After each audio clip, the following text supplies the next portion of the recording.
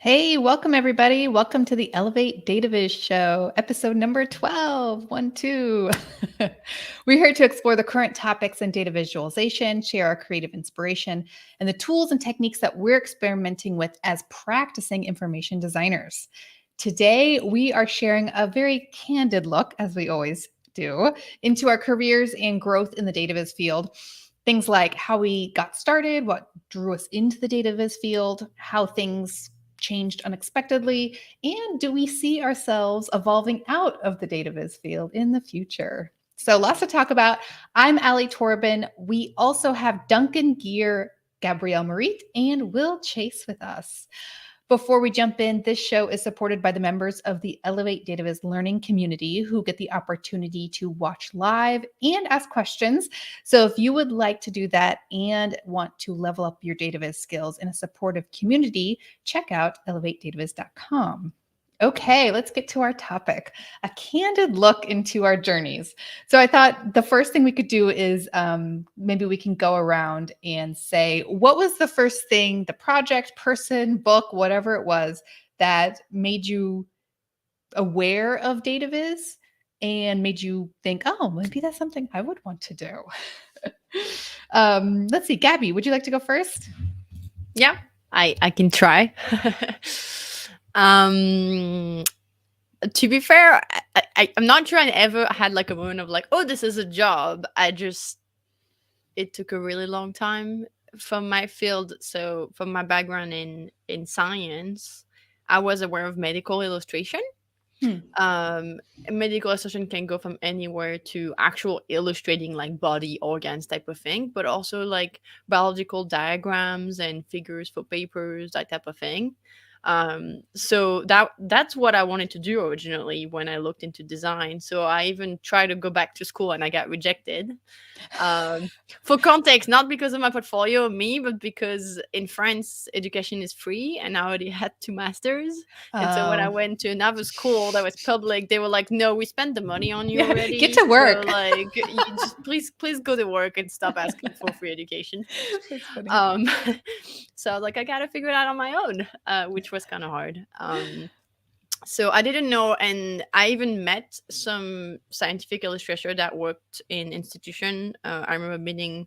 I don't remember her name, unfortunately, but she worked at UCLA in one of the science institution here, and that made me realize, like, oh, there's actually jobs for that to start with, which I wasn't even sure it was fully a thing.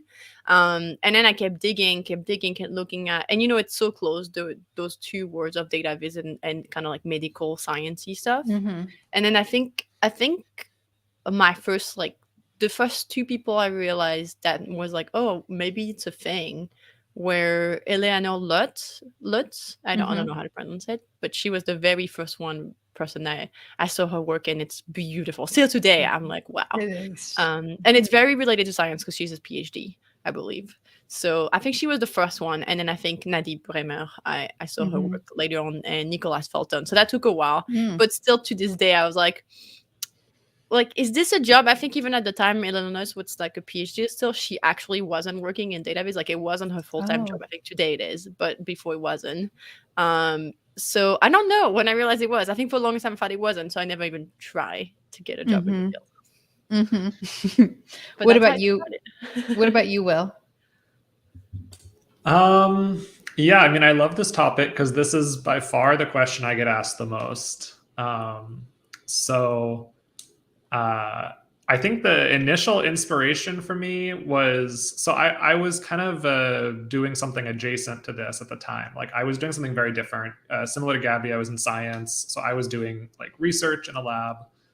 And a lot of adjacent, I was doing Dataviz as part of my job. So I sort of knew it existed, but I didn't really know that it was like a whole field. And then I think it was Data Sketches was like the first thing that I really saw that inspired me. So Nadi Bremer and Shirley Wu, I saw like one of their projects, and then, got into the whole thing and started researching their other work. And I was like, wow, this is so amazing and creative and awesome. Because also at the time I was like independently getting more interested in like coding and data science kind of stuff. and starting to do more advanced visualization for my job. So those two things kind of happened like at the same time. And then I think I realized like, okay, I would like to get to that point someday of doing these awesome creative projects, but like I'm a very, very long way from getting there. So I was like, all right, let's go start learning the basics and stuff. So I bought some books. I can't remember. I think the first book was Show Me the Numbers, Stephen Few, I want to say, which is sort of like I think more of like a businessy kind of visualization book, but I just Googled like Dataviz books and bought the first one I could see. It was a good book. It was a nice introduction. So yeah, that was how it started. What about you, Duncan? Yeah, so at university, I studied meteorology. And meteorology is the science of weather forecasting. And as probably all of you know, there is a vast amount of data visualization that is done in the service of weather forecasting, you know, just like a little strip that has like a big temperature number, you know, that's a data visualization. And what was kind of interesting, so this was about 2 decades ago now. What was really interesting is we were never taught like to think about it as data visualization. We were taught like, this is how you make a, you know, a synoptic chart or whatever, or, you know, this is a radar chart, which is just a heat map of like, you know, where the rainfall is being reflected from.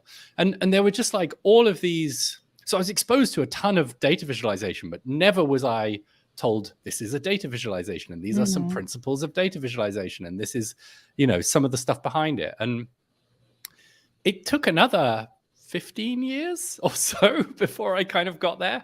And during that time, I think, you know, I was exposed to tons in the very early days of Twitter, like also about 15 years ago, I had like this hashtag that I posted to most mornings, and it was like morning map. And I would just be like, this is an interesting map. So I was always kind of like interested in this stuff. I think I saw David McCandless speak at one point, but that didn't spur my career or anything like that. It was basically in the late 2010s when I was working as a journalist, and I kind of sort of started realizing that I was doing a lot more stories that involved data. And so I was like, well, why don't I make a little chart to show this? You know, that'll save me a few hundred words. And so I started making little charts and maps, and everything kind of went from there, really. I think I guess the first like person that I followed within the field of data visualization was probably Nathan Yao and his like R tutorials for making like nice looking maps and things. So yeah, I think it came from a place that was like, I'd always been interested in data and in maps and things like that. I was getting more interested in design. And so it was just kind of like merging those things together. Yeah, I actually had a Nathan Yao entry point also. So I graduated with a math degree, and then I didn't know any idea what I wanted to do. So I just kind of took whatever job was offered to me when I went to the career fair when I was about to graduate, which ended up being like a software testing job. Kind of like I think technically I was called a business systems analyst. So, you know, I did work with data, and I don't think I did any sort of visualization. But then I was trying to figure out what I wanted to do with my career, because that wasn't really stimulating for me. And I was like, oh, well, I like maps. So I got a graduate certificate in geospatial intelligence. And I thought, you know, like that was the mapping thing was what I was interested in. And then I started having kids, and then I stopped working. And so like the career stuff kind of stalled. And I remember very specifically, my husband and I went out to dinner without kids. So it was kind of like a date night. And we went to this Indian restaurant, and right next to it was a Barnes and Noble, which is like a bookstore here in the US. And I was like, oh, what is like something data related that I could do? I don't know. I'm just going to go look in the data section. And I found Nathan Yao's data points, and I was like flipping through it, and I was like, whoa, this is so cool. This is a job. Like somebody does this. This is a thing. So I bought the book, and I still have it up on my bookshelf. And that kind of just like brought me down the rabbit hole of Dataviz, the Dataviz community, Dataviz as a field. And that was kind of my entry point. And I think that segues perfectly into my next question is, after you got interested in Dataviz and you started like exploring your skills in the Dataviz field, what was the what was the thing that you initially wanted to do in the data viz field? Like, what did you feel like your contribution was going to be? And I can go first just to like get your thoughts jogging. I thought it would be my dream job to be a data journalist at the Washington Post. That was like, this is what I'm going to do. I know That it for is the so rest of my life. precise. I know. I was like, that's just what I wanted to do. I was like, wow, these people make amazing graphics. You know, I live in the Washington, D.C. area. This feels like my calling. This has to be it. So I was like writing it in my journal every day. Like, I'm going to be a data journalist at the Washington Post. So, Gabby, what was like the first thing that you thought that you wanted to do in the field? I had no idea. I was one of those. I think what I knew was infographics at the time, because it was back in. So I started looking at design right when I kind of left the field of science research to go to scientific communication. And at the time, I worked for the equivalent of the NIH in France. It's called INSERM, the National Institute of Health. And we had a need, because we were doing a lot of press release on really heavy like research papers, like science heavy research papers. We had definitely a need for like just visuals to go with it to excite journalists. And at the time, there was this weird in between where we were like, well, you know, we need a designer, but they don't understand science. It's really complicated. We ended up like sketching stuff by hand and try to make the designer do it. So I didn't know. All I knew is that I didn't know there was a field for the longest. I didn't know it was a thing. Like, it just didn't seem, especially in France, it just didn't. It was part of that, like scientific communication field, but it doesn't seem to be like a designated thing. So I didn't know. I was like, I want to do infographic. I want to help illustrate science. That's all I wanted to do. I had no clue. And then I fell into, at the personal level, I think quickly what I realized is that I loved, what was interesting to me in science is how it helps humanity as a whole.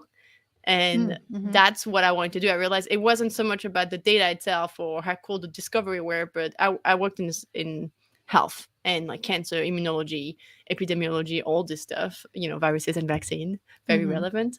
So I liked, it just was so sad to me that so many people didn't know what was happening, just because it was so exciting for people that were affected by specific diseases or, you know, that type of thing, or to just highlight a problem that no one had looked at before.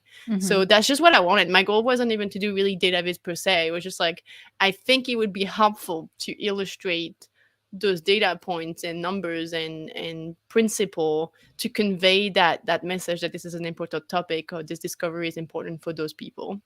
So you were thinking, if I could get some sort of position or, you know, tweak my job in some way where I'm using visuals as a way to communicate science. And I did that for a while. Exactly that. Like, I was lucky enough to have managers that were open for me to do things. And so I started, they just let me do it, which was so nice. They were like, you want to try? Like, go ahead. I use like free softwares. I don't even remember what they were called, but like free software with icons and PowerPoint and stuff like that to just make new things.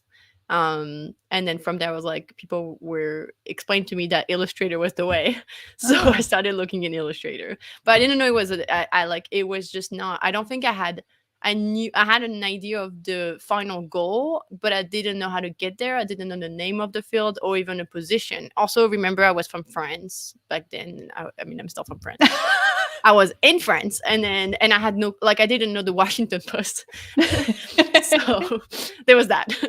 It's funny how, I mean, I'm sure this is going to be a theme throughout, but it's just like, you know, you have an idea of something and either it's really specific on what you want to do, or it could just be a general direction, and both are okay, right? Like, I think it's interesting how, like, you can just be like, I think I want to do this activity and I can't place a name on it, or I've never met somebody who does it, but it looks like there's an opportunity here, so can I explore it? Yeah, it can be like, I want this specific job because what they do every day sounds really up my alley, or it can be just like, I have this general impactful mission that I am drawn to, and I don't know how I'm going to do it, but this is what I want. That's so interesting. Will, how about you? What did you feel like your job, like a dream job, or like what was your entry point you felt like was going to be the right way at the time? Yeah, I think I'm trying to remember like when there came a point eventually. I'll talk about this later, probably. I think there came a point eventually where I decided that like journalism or, data storytelling was what I wanted to do. But initially, I don't think that was the case.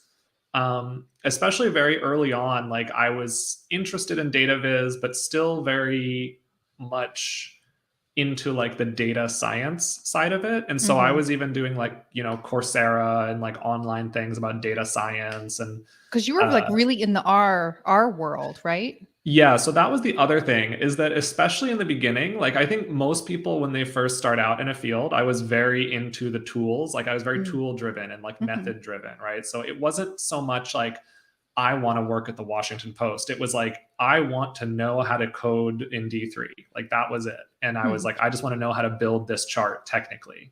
And I think I was like less interested or less concerned with the all the other aspects of it. It was really kind of like new, shiny, cool thing I can play with. So initially it was very much R, like I was kind of doing everything with R and coding. And then I started getting into D3 and, learning web development and all that. And on the side, it was like I was also tangentially, getting interested in, of course, like the story aspect and the design aspect, which would come later. But, I don't think like in that early phase, it was much more than just like, I need to learn all this stuff. And I'm really excited by all these new tools and what I can achieve with them. And so I was interested in whatever job would let me do that on a daily basis.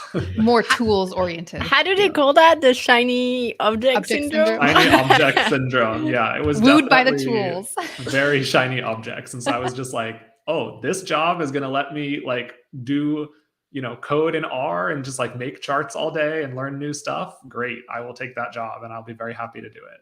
Is that how you got into Fidelity, or was there something before that? Yeah, I was doing even before that. So my first real like Dataviz job was at University of Pennsylvania.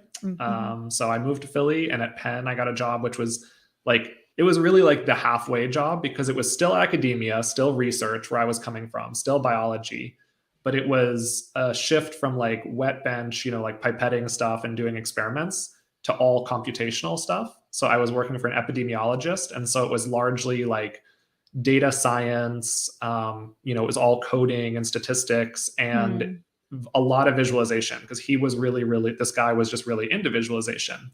And he was like, I need someone who can do analyses and make awesome charts and do all of it in R, because he didn't know how to use R. So I was like, that is the perfect job for me. And then Fidelity was the same. Fidelity was the next jump, where they were like, we need someone who knows Dataviz and D3 and design. And is that what drew you to the Fidelity job? It's like, oh, now I can use some more tools. It was a little bit, and it was also because this other job that I had was great, but it was like, it was still like half, like biological research, statistics. And I was realizing like during that job, I was like, okay, that stuff is now less interesting to me. The Dataviz was becoming more interesting, and the Fidelity was an offer to do Dataviz full time. Okay.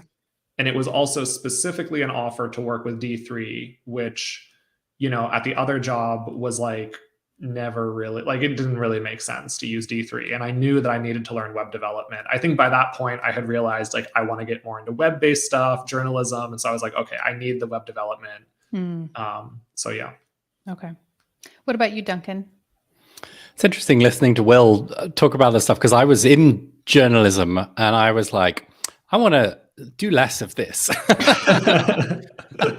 I mean, it's not so much do less of this. Like I've always been into journalism, but I was working a lot as a writer and an editor with text. And, text is great. You can do a lot with text, but it was just so exciting when I started making charts, like thinking, wow, here's all these other cool things that I can do as well that complements the text and everything. And yeah, I was just sort of finding myself enjoying that far more. And I think my early goals were primarily around design more than anything else, probably.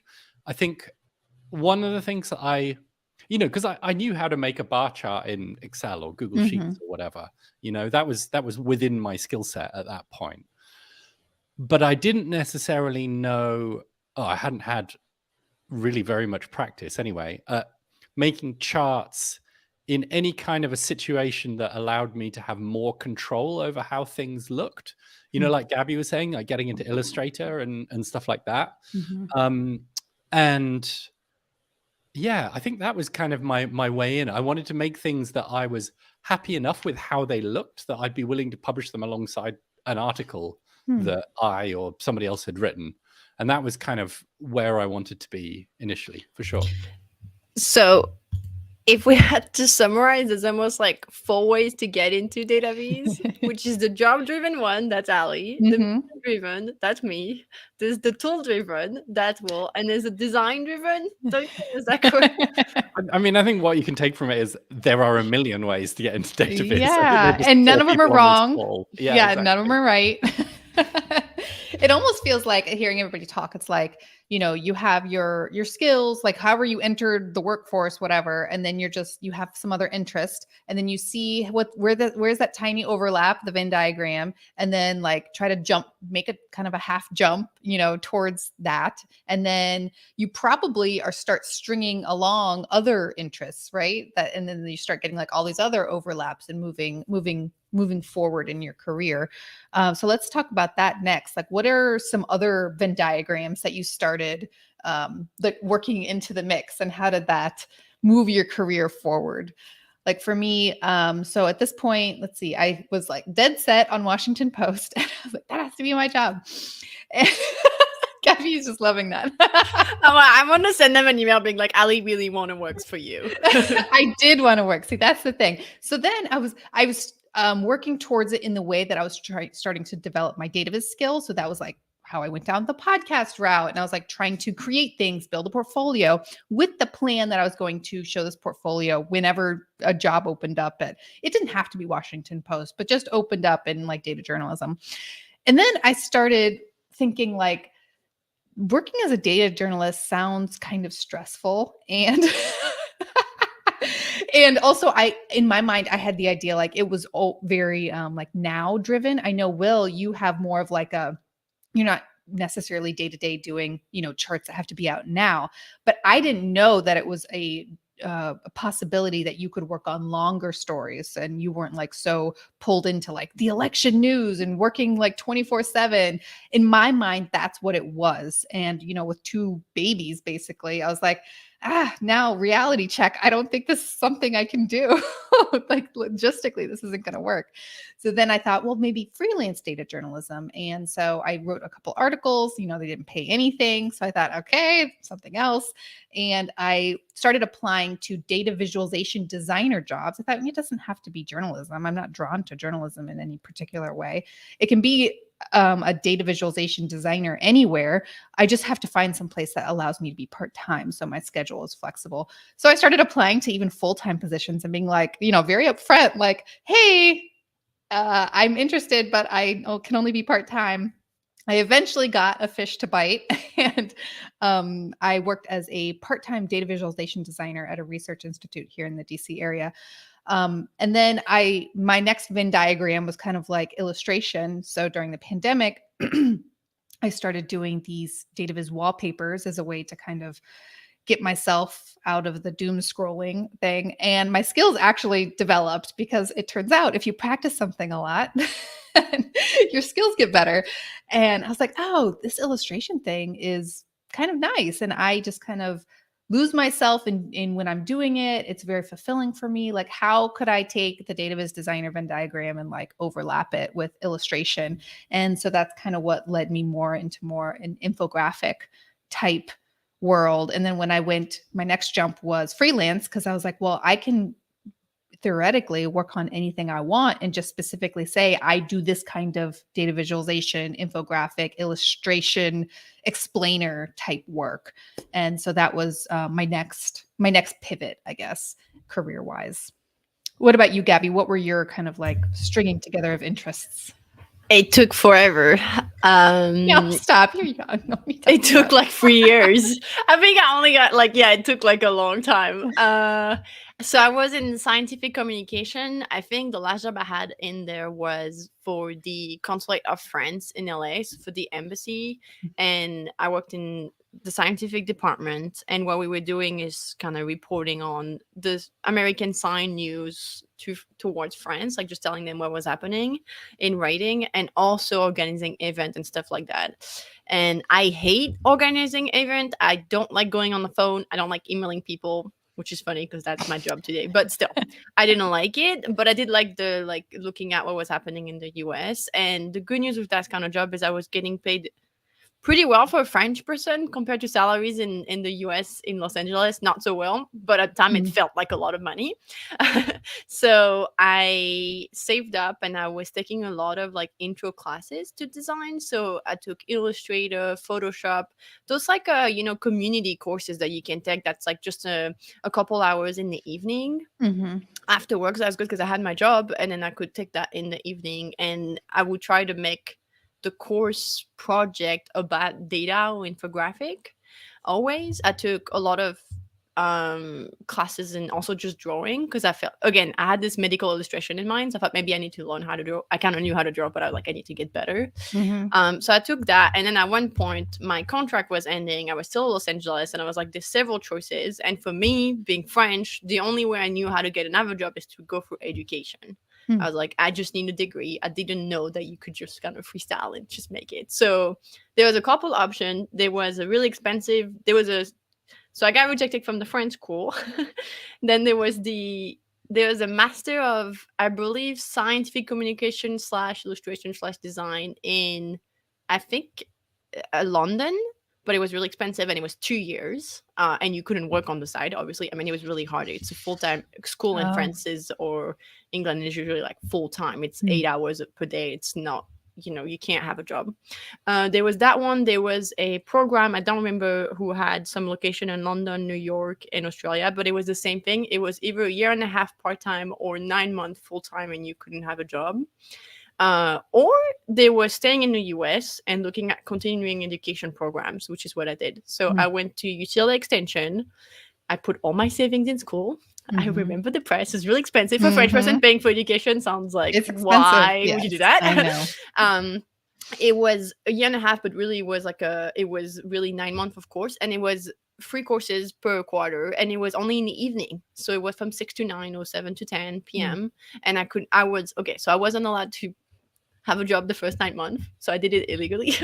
But it gave me that chance of being able to still make an income and survive in LA and have a visa, because at the time obviously my diplomatic visa was done, so I got a student visa. I was allowed to stay, and I learned design, not with no direction towards Dataviz. It was just branding, digital painting, product design, UX UI. It was everything in design and nothing infographic. Like there was no.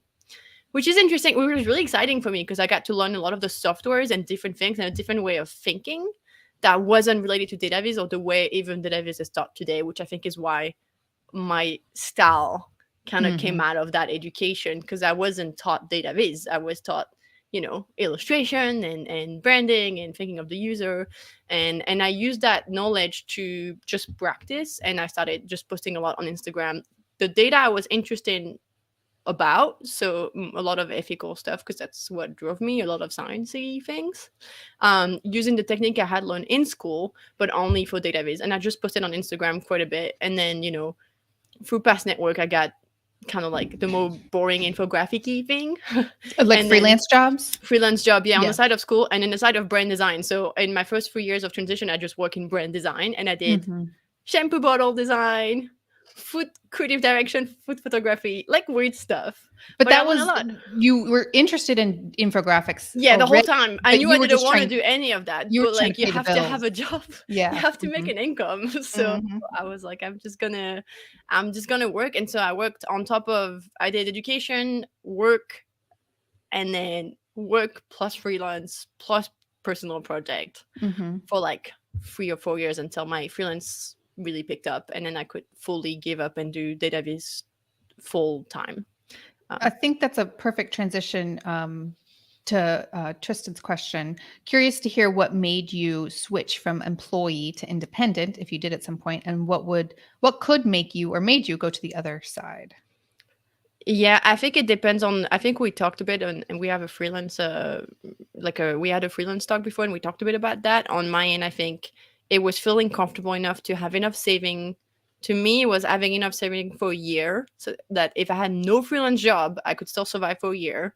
And to me, a year was important, not 6 months, not 3 months, for a whole year. Mhm. And then, to me, I started getting more inquiries and bigger inquiries, bigger names, specifically the UN. And I was like, I think it's starting to pick up. And it reached a point where I was like, I can't put that energy in my job so much. I want to focus on freelance. And I think I can match my salary, or I can match at least like 2/3 of my salary, and the rest I can use my savings. And so I can give myself a chance to try. It's really, for me, it was a financial decision of like, is it worth it? And my job at the time was very unethical. And one day they did something really bad, and I was like, I can't stand with you. So I just left. So why instead of jumping into freelance, why didn't you just then look for another job? I tried. Mm. That's the reality of it. Is I tried. I Yeah, was like, I can okay. freelance, and I actually applied to many jobs. But what happened is I was an immigrant in the US, and then make your life really hard Yeah. because I had what we called it has a name. ETP, FTP. Anyway, it's an extension of a student visa that allows you to work, but it only lasts a year, and then you have to ask for your employee to sponsor you if you don't get married or something like that.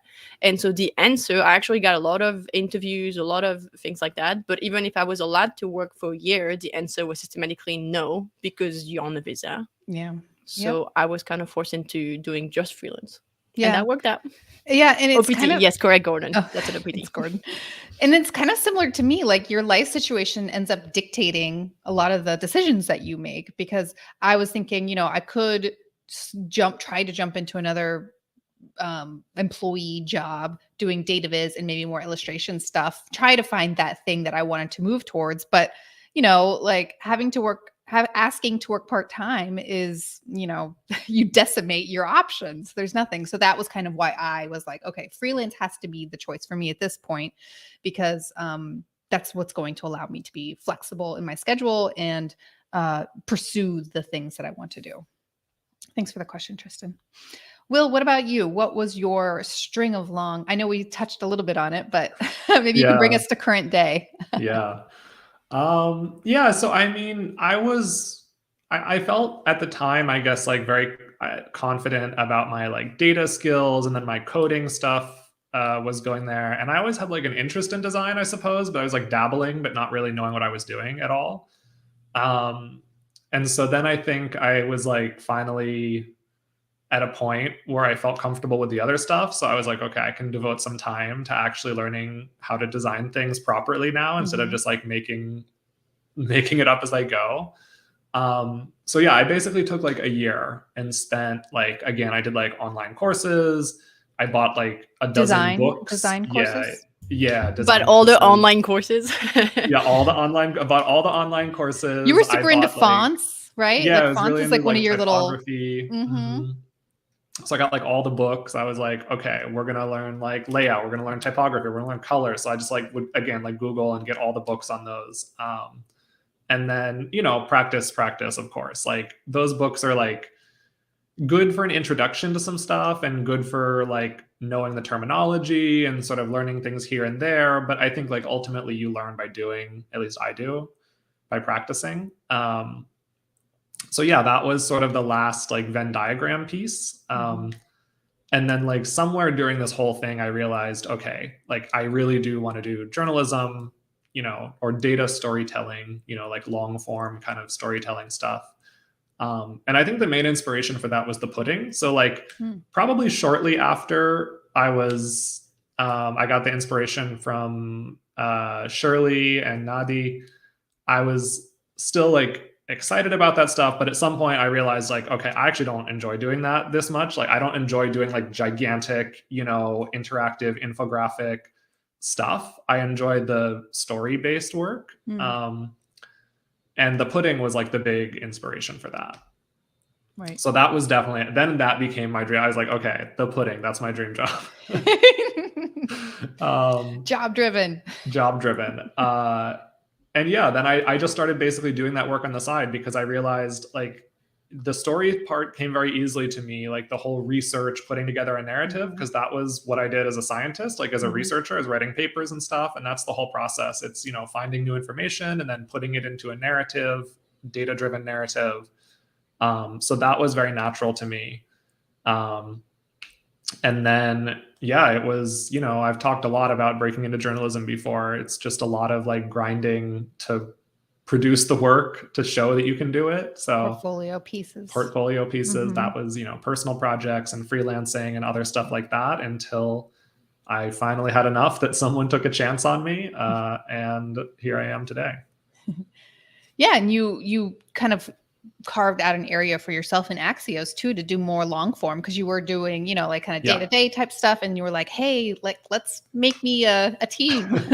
Yeah. Again, I mean, it's like, you know, at every step along the way, it's like you take whatever you can get that you think is a step closer to what you want to be. So like none of these jobs at the time that I took them were, in my mind, perfect, but I was still extremely excited and happy and grateful to be offered. And I was like, okay, this is one step closer to where I want to be someday. And so that's awesome. And I'll take it and make the best out of it. And, you know, that was the case with Axios. And then, you know, now, like you said, I have like internally sort of made that shift again to that style of work that I want to do.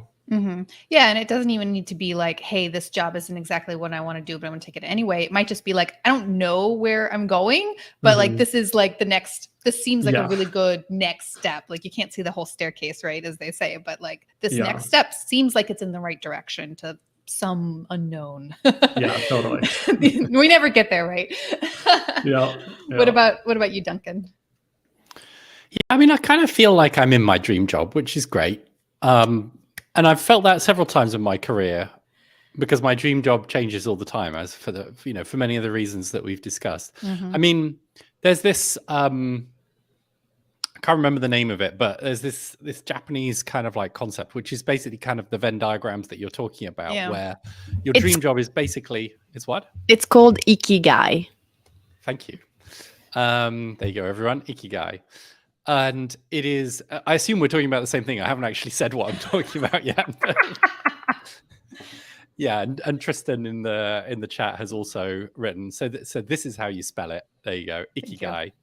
Everyone knows what I'm talking about already. So, but for those of you who don't know what Ikigai is, it's basically the Venn diagram overlap of things you are good at, things you enjoy doing, things that can earn you money, and things that the world needs.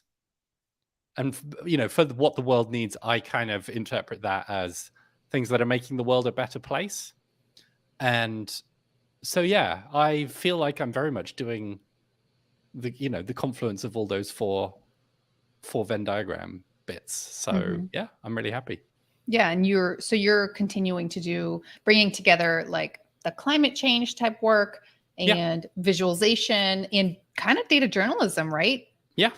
Yeah, and sonification. You got to tell us what I was going to say, Duncan. and increasingly like the musical bits as well. Yeah. You know, like until a couple of years ago, I hadn't really played music in any kind of, I'd listened to a lot of music, but I hadn't really played music for about 15 years or something like that. And it's been really lovely rediscovering that joy and bringing it into bringing data into it as well, and finding out that there are people who are interested in that as well as me. The data sonification stuff. Let's transition to the juicy question. What are your new interests, and do you see itself kind of like taking you out of the Dataviz world or keeping you in it, or like how is that trajectory, do you feel like is moving? I guess where's the next step going, and do you feel like that is away from Dataviz or still in the Dataviz world? Let's kind of go backwards. Duncan, what do you think? What is kind of like the new things that are I mean, it's the music stuff, really, the thing that I was just talking about, and sonification and all of that. I mean, Dataviz is it's a large part of what I do. It's not all of what I do. I do still do a little bit of writing and editing. And yeah, if you consider sonification separate of visualization, which some people do and some people don't, then that's potentially a separate thing as well. But I think that Dataviz is always going to be at least some part of what I do, for sure. I absolutely see myself being here in 10 years. And if here means making visualizations of some kind for some reason, you know, I absolutely think I'll be doing that. Who knows? But yeah, that's the plan. What about you, Will? Where are you in 10 years? I don't even know You where see I his am. Worst face? job interview ever. Yeah, I don't know where I am in 6 months. So, you know. No, I mean, I think it depends how you define like what I do. Like, I wouldn't say I'm a data viz person like that. I don't think of my job as data viz. I think of my job as journalism in a very, very broad, all-encompassing sense. And so and you communicate it with visuals mostly? Yeah, like I focus on visuals, communication. But you know, I mean, more often I've been writing word only stories, things that do not include any visuals or data viz or, you know, data at all. And I've been enjoying that. So not to say that I'm gonna like go off and completely just become a normal like beat reporter or anything. I think data will always be a part of what I do. Visuals will always be a part of what I do. And like this long form visual storytelling will be my focus. But I don't know. I feel like it's such a large umbrella that the things that I'm interested in at the moment can be like subsumed under that umbrella. So, you know, becoming more experienced in like day-to-day reporting and sourcing and interviewing and writing can be a part of that. You know, learning new techniques, being more involved in illustration and photography and video, like that can all be, that's all a part of my job as well. And so I would say like for, you know, maybe a couple of years now, even I've been like not like uninterested, but like in a stasis mode, I guess, in terms of my level of interest in charts themselves. They're like a part of what I do, but it's not something that I think is like the focus of my work or makes me super excited, or I feel like there's a ton that I still want to explore there. And so, yeah, I've been exploring all of the adjacent things that I can put under the visual journalist umbrella. Do you think the craft of journalism is the kind of thing that's drawing you right now, and less like, you know, where you came from, where you're like, oh, cool, shiny tools, and now you're kind of like the craft of journalism, right? Yeah, absolutely. I mean, for a while now, it's definitely about like storytelling, you know, figuring out how to tell the most interesting stories. The ideas are like what always, you know, that's what will always excite me, is like a new, interesting idea, like uncovering new information. I think I've, in a lot of ways, come like full circle back to the beginning where I was a researcher, you know, and like that was what excited me about science, was discovering new information and figuring out how things worked, like doing the investigation part. And so I think that's what, you know, that's what I'll probably focus more and more on going forward, which is already a part of my job, but it'll be even a greater focus, is like that investigation aspect. You know, putting the pieces together, uncovering new information, and then, of course, figuring out how to package it into a story. Nice. How about you, Gabby? I think I'm moving from describing myself as an information designer towards impact designer. I feel like more and more, for a while, I was focused on how to do data viz well to convey messages.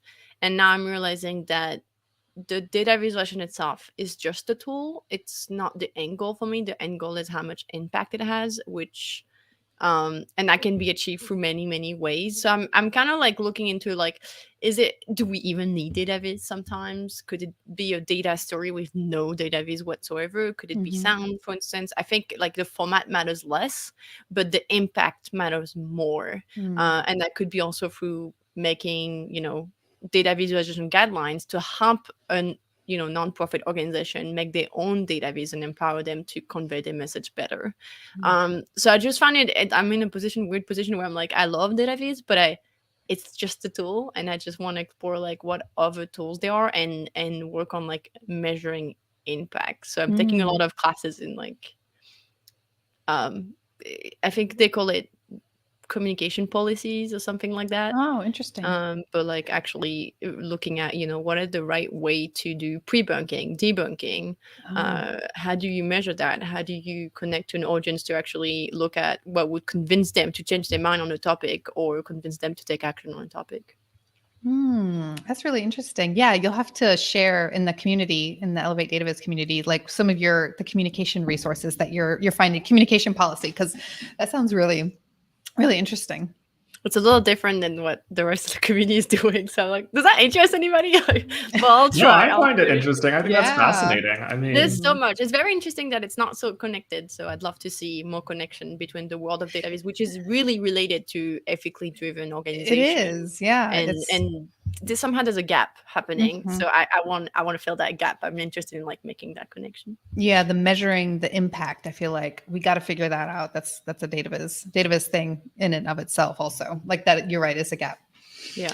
You, yeah, for me, so when I tried to move into the illustration stuff, that and doing that freelance, that led me to being doing freelance work for the data literacy training company. And I have just become so enamored with their general mission of helping people who feel kind of data phobic, like, oh, that's, you know, like that's not for me. Making them feel like they're welcome in the data world, and helping them understand in a way that's friendly and not gonna like look like it's like tech bro-y, like tech stuff's for us, you know, you stay away. You don't get it. Because I always kind of felt like that when I was a kid. I mean, coming back even bigger full circle than you will, like as a kid, feeling like my family was always very, particularly my dad and my sister are very quick-witted and just like naturally smart in terms of like information. And that's not really how my brain works. So I always kind of felt kind of dumb in comparison. And I never want someone else to feel like that. I almost kind of have a chip on my shoulder in that way. Like I don't want people to feel like I'm ever talking over their head, or that what I'm talking about isn't for them. So I feel like my pivot sort of is more into the data literacy space, and just how can I welcome more people into the data space, and using friendly ways to do that, like with illustration, comics, making really clear infographics, teaching people how to do really clear and engaging data stories. So yeah, I kind of feel like that's where I'm moving. Whether that means I'm going to be creating a lot of day-to-day data visualizations, I don't know. It might just be kind of like that little sidecar to my regular job. Like, oh, sure, we need a Dataviz for that. I can do that. So yeah, I kind of feel like that's where I'm going. Oh, we got a question from Gordon. You all touched on the idea of moving beyond Dataviz. Will the scope of a data visualizations work be broader in the future? I'm thinking in the role evolving into a sort of one-person orchestra. I feel like it is going to be more of just data communication, and Dataviz is just one of the tools. That's my thought. If anyone else had a opinion. I mean, I think chart making is always going to be, like we said, a very important skill, a very important part of the process. And like there is an important craft to knowing how to make like the best possible chart for the moment. So I wouldn't say that it's gonna like evolve beyond that, but I think it's like a natural part of a career that you know, as you do more and more in a certain space, you sort of broaden your scope. I think in every field that's the case. You know, when you're like a chef in a restaurant, you start out at like, well, you start out as the dishwasher. Then you, then like once you're actually a cook, you're like at the fish station, and all you're doing is like grilling fish every night. And then you master that, and you move up, and you know, you keep moving up and to where you have like more and broader responsibilities, to the point you're like an executive whatever chef, and you're running like 5 different restaurants, and more like managing the menu and thinking about ordering and like managing people and doing like, you know, so your scope, as I think you kind of are in a field for longer tends to expand from the more singular specialized to like overseeing and more kind of big picture stuff. No, I think that is definitely one way that people go, and I think that the four of us are probably going in that direction. But I think that there is another route, which is where you become more and more specialist and you get deeper and deeper into a niche. An academic career is much more like that, where you start studying science and then you study biology and then you study microbiology and then you end up studying this one tiny microbe for 20 years or something like that. And so I think there's probably the equivalent in not quite visualization. It's not like somebody's only going to make one kind of chart and they're going to become the world expert at that kind of chart or whatever. But I do think that there is a capacity to focus in on a particular subject matter, like health visualization or something, and you get you become a real expert at health visualization, but you might not necessarily know anything about financial work or something like that. And because data visualization has always been kind of, and I think many careers probably are a sort of, we're back on the Venn diagrams, of kind of like the techniques that you use and then the subjects that you apply them to. And you can kind of like specialize in either of those things. So there's different ways to specialize. That's great. Can I complete everyone else's thought? Yes. I also, to go away from the one-person orchestra, I think we're going to have a combination of very, very talent that can do a lot of different things and manage projects, and people who are going to be highly specialized. And we're going towards, I think as a field, towards more collaborative work rather than one person doing it all. Is having a lot of, because there's web dev versus designer versus project management, so versus people that are going to be in impact. So I could see something where I think it's going to be more like collaborative environment. I mean, at least I hope so. A more collaboration between very highly specialized and more generalist people. No, that's great. All right, let's do one quick round table, real quick around the table. What's one piece of advice you'd give to someone who's like currently in the thick of it, trying to find their next step in the Dataviz field? I would say for me, like, think of your career as like, it's hard to do a wrong step. Think of it more like, what's my next step in the next 18 months? That's kind of feels like a good cadence to me in terms of like, you do something, you reassess, you do something, reassess, and also focus on the skills that people can't take away from you. So like your communication skills, being able to speak in front of people, how you think, your creativity, because those things are things you can take with you no matter what you do, no matter what tool comes and goes. Gabby, what about you? I'm going to let Duncan go because he has to go soon. Okay. Sure. I mean, I think my advice, and I think I've said this a few times in the Elevate Dataviz show, is just to make things constantly, put them on the internet, tell people about them, keep making things. If you want to do something, then do it, and then you will be a person that does that thing. Like, it's that easy. It doesn't have to be more complicated than that, really. Nice.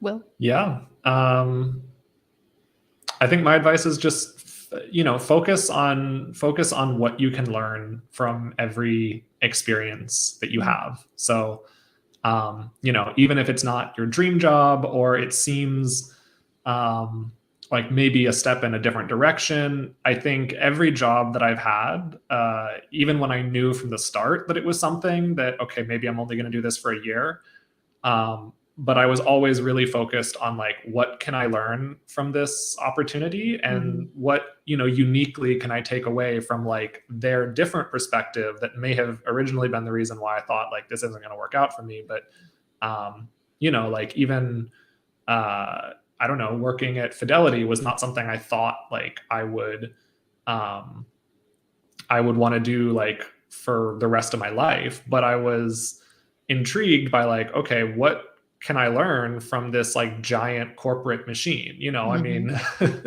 maybe like I have some issues with that philosophy in general, but like there's certainly things they do very well that I could learn about, management or communication or scale, that I could take away from that. So yeah, focus on what you can learn. Nice. Gabby? Stop looking at others people's work. Mic drop. All right. Like get inspired if you want to, but I think Yeah. it actually I don't know about you, but I think it tends to create more imposter syndrome than it really creates inspiration. Mm. So I want people to step away from that. I want people to stop looking at what other people are doing and focusing on what they want to do. Even if it doesn't exist, that doesn't mean there's no space for whatever you want to focus on. Nice. All right. All right. Thanks, everyone. Thanks for joining us today. And if you have any follow-up questions, join our Elevate Dataviz community. We have great discussions like this all the time. You can look it up at elevatedataviz.com. Bye, everyone. Bye, everyone.